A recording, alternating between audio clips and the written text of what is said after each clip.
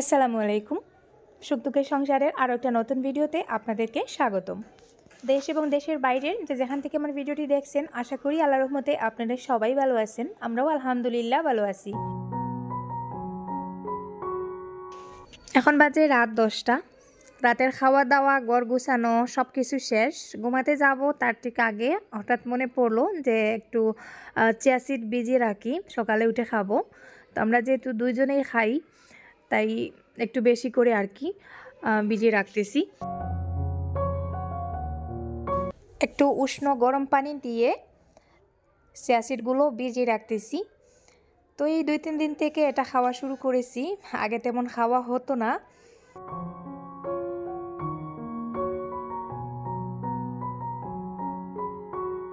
সবাইকে আরও একটা সুন্দর কুয়াশা ভেজা সকালের শুভেচ্ছা। কুয়াশার অবস্থা দেখুন, আজকেও এত কুয়াশা পড়েছে। গাছের পাতাগুলোর দিকে তাকিয়ে মনে হচ্ছে যে রাতে মনে হয় বৃষ্টি হয়েছে। সবগুলো পাতা একেবারে ভেজা। রাতের বেলা যে চিয়া সিডগুলো ভিজিয়ে রেখেছিলাম, তো আমি এখন এক গ্লাস খেয়ে নেব, যেহেতু এখনও নাস্তা করা হয়নি, আরও আধ ঘন্টা পরেই নাস্তা করব।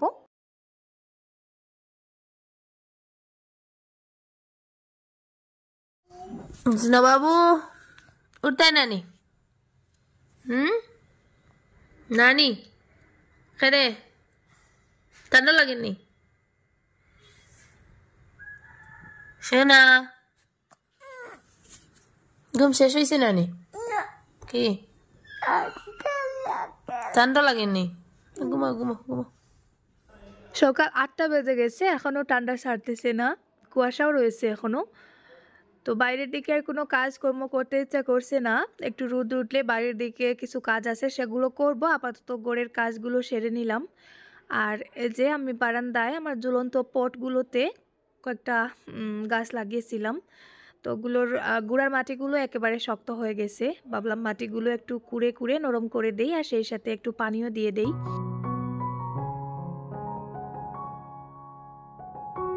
ওই পটগুলোতে এর আগে আমি আরও 2-3 ধরনের গাছ লাগিয়েছি। তো সেই গাছগুলো তেমন একটা হয়নি, জানি না কেন। তবে এই গাছগুলো মোটামুটি সুন্দরভাবে হচ্ছে, আর গাছগুলো থেকে আরও নতুন ছোটো ছোটো চারাও গজাচ্ছে। আমি কাজ করি, আপনারা দেখতে থাকুন। আর সেই সাথে আপনাদের কাছে আমার ছোট্ট একটা রিকোয়েস্ট, যারা ভিডিওতে এখনও একটা লাইক দিতে ভুলে গেছেন, প্লিজ ভিডিওতে একটা লাইক দিয়ে ভিডিওটা কন্টিনিউ করুন। আর সেই সাথে আরও একটা রিকোয়েস্ট, ভিডিওটা স্কিপ না করে শেষ পর্যন্ত দেখবেন। আশা করি আজকের ভিডিওটা আপনাদের কাছে ভালো লাগবে।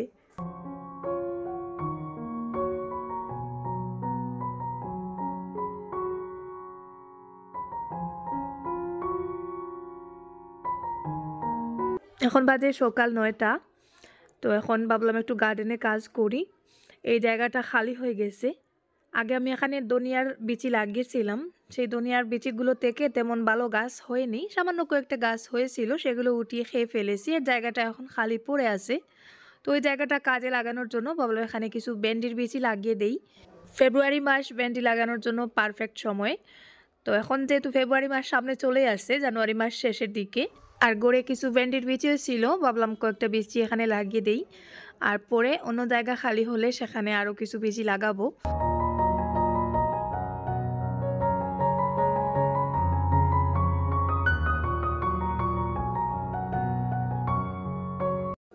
এই কয়েকটা দিন খুব দৌড়াদৌড়ির মধ্যে কাটছে, সেটা আমি ভিডিওতে শেয়ার করব। তো ওই জন্য রেগুলার ভিডিও শেয়ার করতে পারছি না। আপনারা অনেকেই আমাকে হোয়াটসঅ্যাপে খবর নিচ্ছেন যে আপু কী হয়েছে, তুমি কি সুস্থ আছো?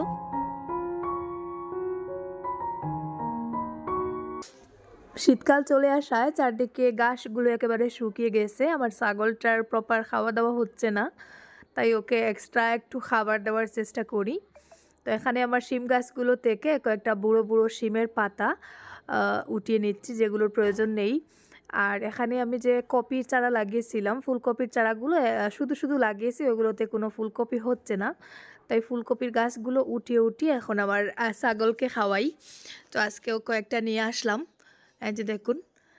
তো ও কিন্তু খুব সুন্দরভাবে কপির পাতা এবং ফুলকপির গাছগুলো খায়। সকালে বিকালে ওকে উঠিয়ে খাওয়াই, আর সেই সাথে এক্সট্রাও কিছু খাবার খাওয়াচ্ছি।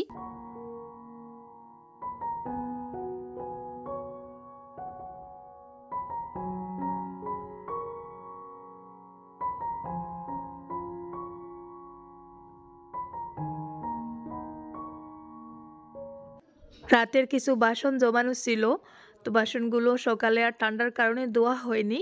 সকালে নাস্তাও হয়ে গেছে, তাই ভাবলাম একটু রোদ উঠলে বাসনগুলো ধুয়ে নেব। আর আমার সব কাজের মধ্যে ওই একটা কাজের সমস্যা হয় কলতলায় এসে বাসন ধুইতে।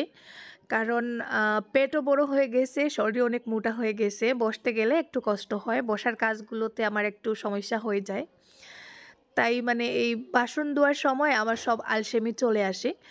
তো যাই হোক, কেয়ার করার, একসাথে ২ বারের বাসন জমা করে অনেক সময় ধুই, অনেক সময় রাতের বাসনগুলো রাতেই ধুয়ে রাখি। আজকে আর রাতে ধোয়া হয়নি, তাই সকালেই ধুইতেছি।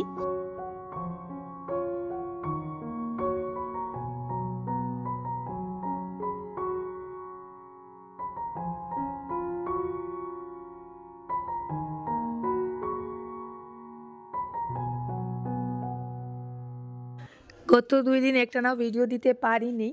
আমার কোনো আপডেট আপনাদেরকে জানানো হচ্ছে না, বা আপনাদেরও কোনো খবর আমি পাচ্ছি না। আশা করি আপনারা সবাই ভালো আছেন। আর আমার দুলাভাইয়ের বিষয়ে কিছু প্রশ্ন আসতেছে আমার কাছে যে, আপু তোমার দুলাভাইয়ের কী অবস্থা? তো আপনারা যেহেতু উনাকে টাকা দিয়ে সাহায্য করেছেন, সেই হিসাবে আপনাদের জানারও অধিকারটা আছে। আমি নিজে থেকেই আসলে জানানোটা উচিত ছিল, কিন্তু আমি যেহেতু ভিডিও দিচ্ছি না, তাই আপনাদেরকে জানাতেও পারছি না।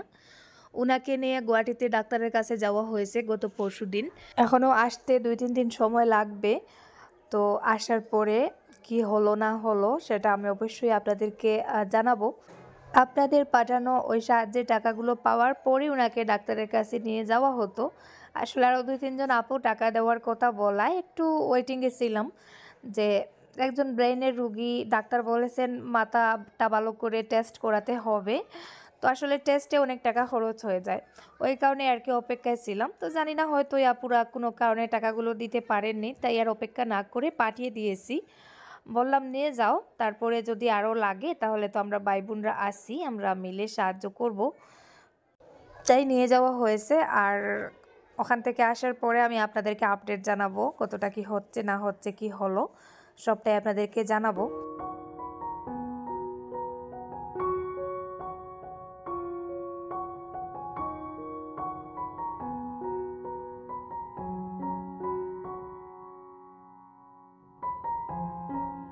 আমার লাগানো শিম গাছ থেকে এই আজ দ্বিতীয়বার শিম তুলতেছি।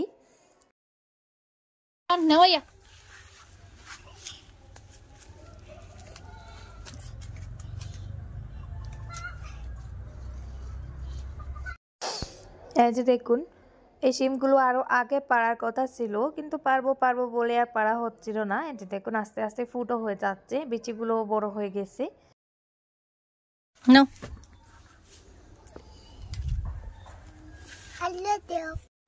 গত বছরের মতন এই বছর শিম চাষ তেমন একটা ভালো হয়নি, তারপরেও যেটুকু হয়েছে আলহামদুলিল্লাহ অনেকদিন খাওয়া যাবে। আর শিমের জাতটাও ভালো, প্রচুর পরিমাণে শিম ধরতেছে। এই যে দেখুন, এই শিমগুলো বেশি হয়, একটু বড় বড় সাইজের এই শিমগুলো, তবে একটু বেটে বেটে, আর বিচিগুলো অনেক বড় বড় হয়, খেতে ভালো লাগে।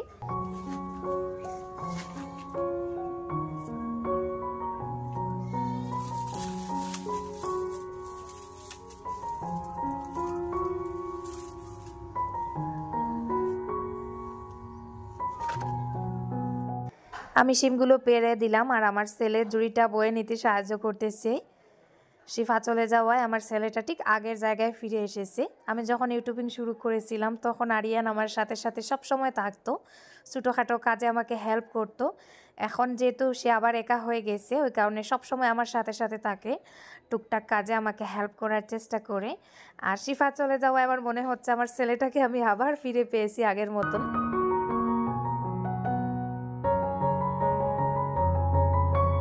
রান্নাঘরে যে সময়টা লাগে সেই সময়টা একটু হলে বাঁচানোর জন্য আমি কি করি, এই যে দেখুন, পেঁয়াজ, রসুন, মরিচ, মানে যা কিছু লাগে আর কি, কাঁচা জিনিস, কাঁচা মশলা, সেগুলো আমি একটু বেশি করে করে রাখি। তো এই যে দেখুন, এখানে রসুনটা আমি পেস্ট করে রেখেছি, তো এক্সট্রা বক্সে রেখে দিচ্ছি, যেহেতু রসুন বেশি একটা লাগে না, তাই একটু কম করেই আর কি পেস্ট করে রাখি। আর সেই সাথে কিছু কাঁচামরিচ ফালি করে রেখেছি, কিছু কাঁচামরিচ কুচি করে রেখেছি, এই টুকটাক ডিম ভাজি করতে আর কি লাগে। তো ওই জন্য আর কি টুকটাক মশলা আমি হাতের কাছে রাখি, যেটা সব সময় রান্না করতে আমার কাজে লাগে। আর এখানে কিছু বাটা পেঁয়াজও করে রেখেছি, মাছের ঝোল বা অন্য কিছু করতে লাগে সেজন্য। তো এই মশলাটা এভাবে রেখে দিলেই কোনো ঝামেলা হয় না, জাস্ট সবজি কাটলে রান্না বসিয়ে দিলে একটু সময় বেঁচে যায়। আর এই যে দেখুন যে শিমটা আমি পেড়ে নিয়ে এসেছিলাম, সবটা শিম একসাথে একটু বেশি করে রান্না করে নিচ্ছি। শিম তরকারি যত বাসি হয় তত খেতে ভালো লাগে, ওই কারণে আমি শিম রান্না করার সময় একটু বেশি করে রান্না করার চেষ্টা করি। আজকে ওই যে দেখুন বড় একটা হাঁড়িতে পুরো 1 হাঁড়ি শিম রান্না করতেছি।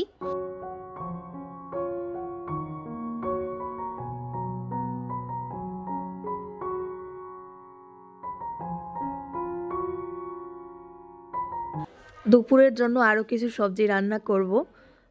গাছে কয়েকটা বরবটি নষ্ট হয়ে যাচ্ছে, মানে ওগুলো আরও আগে পাড়ার কথা ছিল, ওগুলো পাড়া হচ্ছে না। তাই আজকে ভাবলাম ওগুলো পেড়ে আরিয়ানের বাবার জন্য বাজি করে রাখি, উনি বরবটি বাজি খেতে খুবই পছন্দ করেন।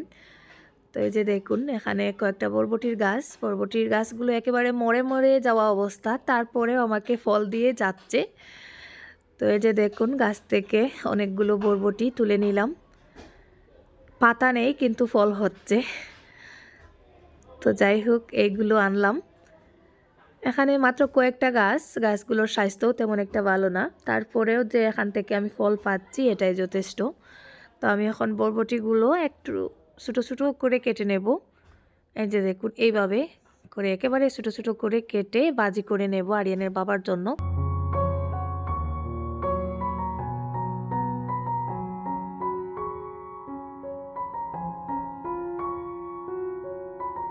সকালে মেশিনে কাপড়গুলো দিয়ে রেখেছিলাম, কাপড়গুলো ধোয়া হয়ে গেছে, বের করে রোদে দিয়ে দিচ্ছি। আর কাপড় ধোয়া আমার প্রতিদিনের একটা কাজ, মানে অনেক সময় নামাজও কজা হয় কিন্তু কাপড় ধোয়া কজা হয় না, প্রতিদিন কাপড় ধুইতেই হয়, কম হোক বেশি হোক, মানে কাপড় ধোয়ার কাজটা প্রতিদিন লেগেই আছে। তো ওইদিকে আমি অন্য কাজগুলো করছিলাম, মেশিনে কাপড় দিয়ে রেখেছিলাম, কাপড়গুলোও ধোয়া হয়ে গেছে। তো রোদে দিয়ে দিচ্ছি। অনেক আপুরা বলেন তুমি মেশিনে কাপড় কেন শুকাও না? আমার মেশিনের স্পেনটা নষ্ট, আমার মেশিনটা কিন্তু ফুল অটোমেটিক না, সেমি অটোমেটিক। আর নষ্ট হয়ে গেছে, মানে 1-2টা কাপড় দিলে হালকা শুকায়, কিন্তু 2-3টা কাপড় দিলে দেখা যায় আর কাপড়গুলো শুকাতে চায় না, বা মেশিনটা একটা গ্যার গ্যার শব্দ করে। তো জানি না কেন এটা হয়, অনেক চেষ্টা করে শুকানো যায় না, তাই আর রোদে দিয়ে দেয়। আর শীতকালে কাপড় খুব তাড়াতাড়ি শুকিয়ে যায়, শুকাতেও বেশি একটা সময় লাগে না, সমস্যা হয় না, রোদে দিয়ে দিলেই শুকিয়ে যায়।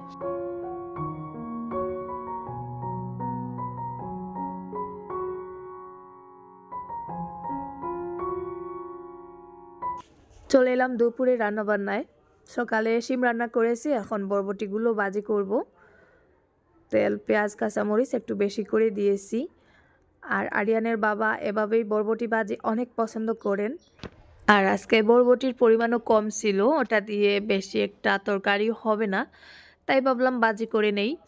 তো এই বরবটিগুলো আমার মা আরও ছোটো ছোটো করে কাটতে পারেন, আমি কিন্তু অতটাও ছোটো করে কাটতে পারি না, যতটা সম্ভব মানে আমার পক্ষে যেভাবে সম্ভব হয়েছে সেভাবেই কেটেছি। আর একটু ছোটো ছোটো পাতলা করে কেটে নিলে আরও ভালো লাগে খেতে। তো আমি জাস্ট কাঁচামরিচ আর পেঁয়াজ লবণ দিয়ে এই বরবটিগুলো ভাজি করতেছি, এভাবেই ভাজি করলে বেশি মজা লাগে। এই যে দেখুন এখন চুলার আঁচটা কমিয়ে এভাবেই আমি একটু মুচমুচে করে বরবটিগুলো ভেজে নিচ্ছি, খেতে অনেকটা ভালো লাগে।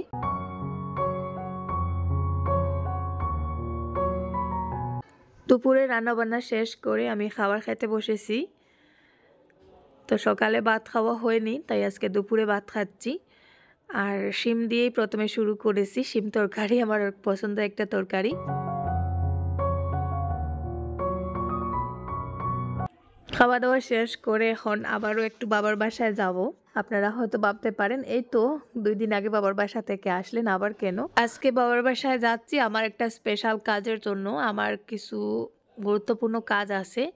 তো ওই কারণেই আর কি আরিয়ানকে নিয়ে যাচ্ছি, আবারও বিকালের আগে ফিরে আসব, কাজগুলো সেরেই আর কি চলে আসব, আর সেই সাথে বাবাকেও একটু দেখা হয়ে যাবে। তো বাবা বয়স্ক মানুষ, কখন আসেন কখন নেই কোনো কিছু আসলে বলা যায় না, ওই কারণে বাবার বাসায় ঘন ঘন যেতে ইচ্ছা করে, যে গেলে বাবাকে আরও একটু সময় দেখতে পারবো, আর একটু সময় দেখতে পারবো। আর মেয়েদের আসলে বাবার প্রতি আচমকা একটা টান থাকে, যেটা আমরাও আমাদের বাবার প্রতি ফিল করি। মা তো আছেন, আসলে মায়ের সাথে আত্মার সম্পর্ক। তবে মনে হয় টানটা বাবার প্রতি একটু বেশি থাকে। মাকে তো সবসময় দেখা হয়, বাবাকে আর ওইভাবে দেখা হয় না। যদি ঘন, ঘন না যাই তাহলে বাবাকে হয়তো মাসেও একবার দেখা যাবে না। তো যাই হোক, রাস্তায় আর ক্যামেরা অন করিনি, সোজা চলে এসেছি গাড়ি করে। তো বাবার বাসার প্রায় সামনে চলে এসেছি। হেঁটে, হেঁটে জাস্ট ওই রাস্তাটুকু যেতে হবে। তো আমার একটা স্পেশাল কাজ আছে, সেটা একটু পরেই আপনাদেরকে দেখাচ্ছি। বাড়ির সামনে চলে এসেছি। বাড়িতে ঢোকার আগে খবর পেলাম বাবা নাকি বাসায় নেই, বাবাকে নিয়ে ডাক্তারের কাছে যাওয়া হয়েছে। আসলে বাবা তো এমনিতেই ডায়াবেটিস রুগী, সেই সাথে প্রেশারটা খুব বেশি। প্রেশার সবসময় হাই থাকে। আর এখন আরও শীতের সমস্যায় আরও বেশি সমস্যা হচ্ছে, শ্বাসকষ্টেরও সমস্যা আছে। তো বাবার এখন হাত পাগুলো একেবারে অবশ হয়ে যাচ্ছে, ওই কারণে বাবাকে নিয়ে ভাবি ডাক্তারের কাছে গিয়েছেন।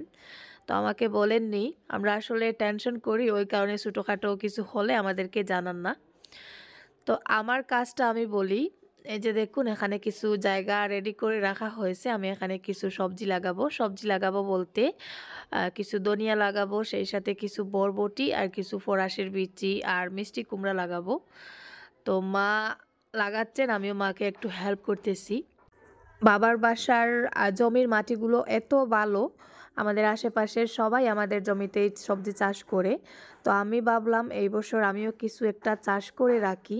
কিছু ধনিয়া পাতা যদি লাগিয়ে নেই তাহলে এখান থেকে বেশি করে উঠিয়ে নিয়ে ফ্রিজে রাখতে পারবো, হয়তো অর্ধেক বছর বের করে খেতে পারবো। তো ওই কারণে আর কি আমার মেন উদ্দেশ্য, আমি এখানে কিছু বেশি করে আর কি ধনিয়া লাগাবো, আর সেই সাথে আরও টুকটাক কিছু লাগাবো। আর এখানে জাস্ট লাগিয়ে রেখে চলে গেলেই হলো, আর কিছু লাগবে না, আমার যত্ন নিতে হবে না, পানি দিতেও হবে না।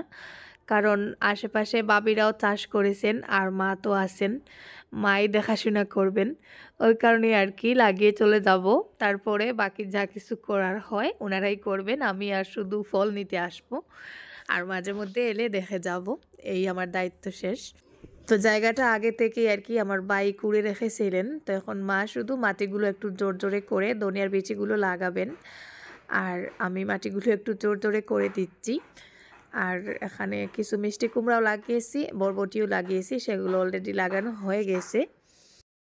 বাবার বাড়ি থাকা অবস্থায় খবর পেলাম আমার ছাগলটা অসুস্থ হয়ে গেছে, তাই গতকালকে বিকালে তাড়াহুড়ো করে বাসায় এসেছি।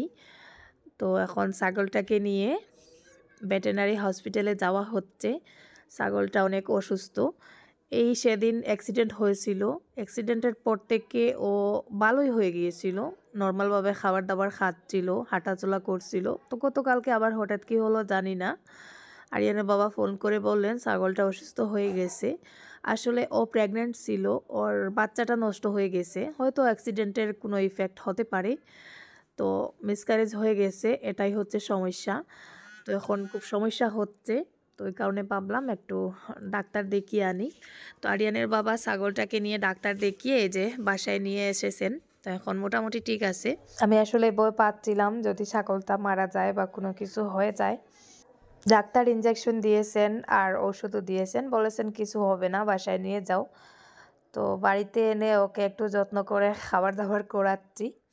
এই যে দেখুন কপির গাছগুলো উঠিয়ে উঠিয়ে ওকে খাওয়াচ্ছি, আর ওকে তো এখন মানে বেঁধে রাখি, ছেড়ে দেই না, তাই ওকে একটু স্পেশালভাবে যত্ন নিতে হয়। খাবার দাবারের দিকে আর কি একটু বিশেষ করে খেয়াল দিতে হয়। ছাগলটা একেবারে রোগা হয়ে গেছে, দেখতে দুঃখ লাগতেছে। আর ছাগলটা এত ডাকাডাকি করছিল, কষ্ট হচ্ছিল। ও হয়তো বুঝতে পেরেছিল যে ওর বাচ্চাটা নষ্ট হয়ে গেছে, ওই কারণে মনে হয় কষ্ট পাচ্ছিল, কান্না করছিল। গৃহপালিত পশুগুলোর সাথে থাকতে থাকতে আমার এখন এমন অবস্থা হয়েছে যে আমি মনে হয় ওদের বাসাটাও বুঝতে পারি, আর ওরাও আমার বাসা বুঝতে পারে, মানে আমি এমনটাই আর কি ফিল করি। তো যাই হোক, কি আর করার, এখন মোটামুটি ভালো আছে। আর ভিডিওটাও শেষের পর্যায়ে চলে এসেছে। সবাই ভালো থাকুন, সুস্থ থাকুন। আল্লাহ হাফেজ, আসসালামু আলাইকুম।